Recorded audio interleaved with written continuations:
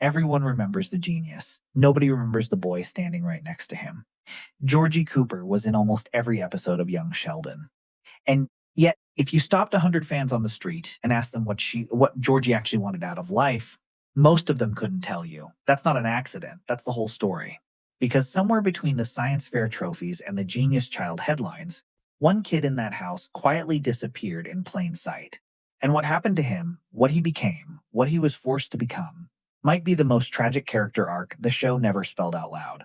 This is the truth about Georgie Cooper. And by the end of this video, you'll understand why he wasn't the dumb brother. He was the sacrifice. Who is Georgie Cooper? On paper, Georgie's role looks simple. He's the older brother, the one who isn't a genius, the one who fixes cars, chases girls, and gets a laugh line every other episode, while Sheldon gets the character development. But look closer at the timeline. Georgie Cooper was born into a house where the family's entire emotional economy revolved around one child. Mary devoted herself to managing Sheldon's needs. George Sr. spent his energy just trying to keep the peace. Missy became the twin who mirrored Sheldon's chaos in her own rebellious way. And Georgie? Georgie became the one nobody had to worry about, which, in a family like that, is its own kind of curse. Because when nobody worries about you, nobody's really watching you either. By 14, he'd already learned the family's unspoken rule. Don't need anything, and you'll be left alone. So he stopped needing things, at least, out loud.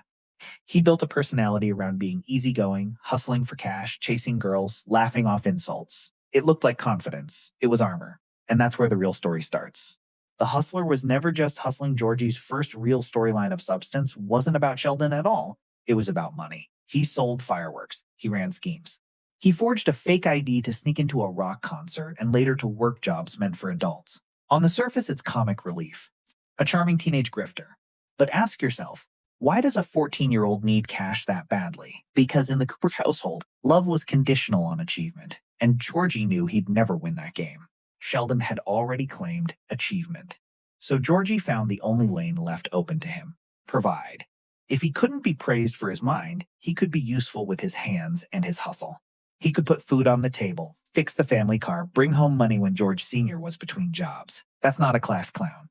That's a boy quietly auditioning for the role of provider before he'd even graduated high school.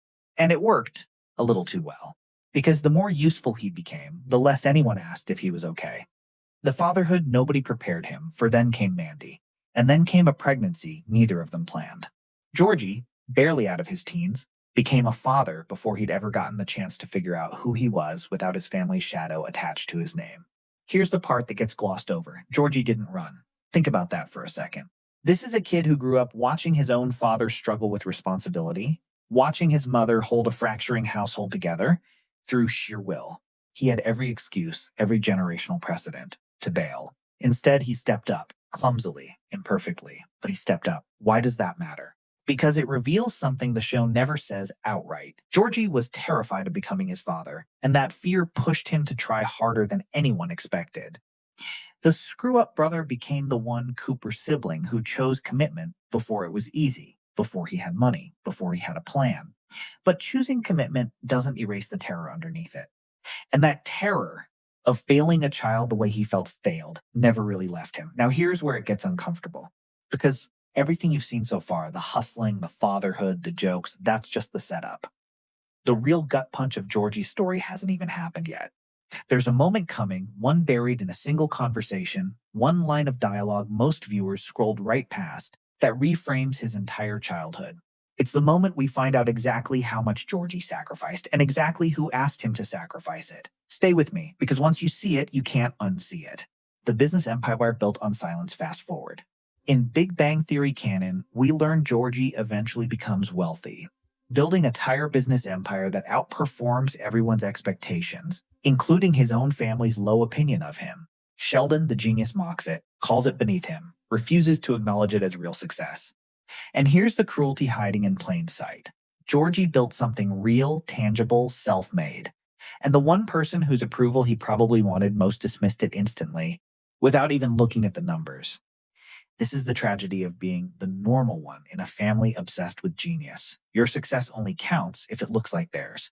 Georgie didn't publish papers or win Nobel-adjacent praise. He built payroll, inventory, franchises, the unglamorous machinery of an actual life. And it still wasn't enough to earn a single moment of pride from his own brother. So, what does a person do when hard won success still isn't recognized? They either give up or they stop needing the recognition altogether. Which one do you think Georgie chose? The father he swore he'd never become. There's a devastating symmetry buried in Georgie's arc that the writers plant early and only pay off years later. George Sr.'s own story, the affair rumors, the drinking, the slow erosion of a marriage under financial pressure isn't just background noise. It's a mirror standing directly in front of Georgie's future. Every choice Georgie makes as a young father can be read as a direct, almost desperate reaction to watching his own father nearly lose everything. When Georgie stays, when Georgie works himself exhausted rather than walk away, when Georgie swallows his pride to ask Mandy's intimidating father for help, that's not weakness. That's a boy who watched a marriage almost collapse from the inside and decided, consciously or not, that he would do anything to not repeat it. But here's the quietly heartbreaking part. Nobody in that house ever told him he was doing it right. He was flying blind, using his own worst memories as the only map he had. The brother who never got a thank you. Let's talk about the moment nobody talks about enough. How many times Georgie quietly protected Sheldon, physically stepping between him and bullies, covering for him, driving him places, absorbing social fallout so Sheldon wouldn't have to. None of that ever got a thank you scene. None of it earned him a moment in the spotlight. It was simply expected, because that's what the normal sibling is for, right? Georgie became the family's shock absorber. Every emotional collision in that house went through him first. And that's the quiet cost of being the easy kid.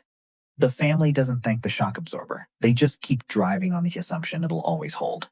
The question the show never directly answers, but keeps circling, is simple. What happens to the kid who spends his whole life being everyone else's stability, with nobody left to be his? The truth the title promised, here it is. The moment that reframes everything. Georgie Cooper was never forgotten by accident. He was forgotten by design.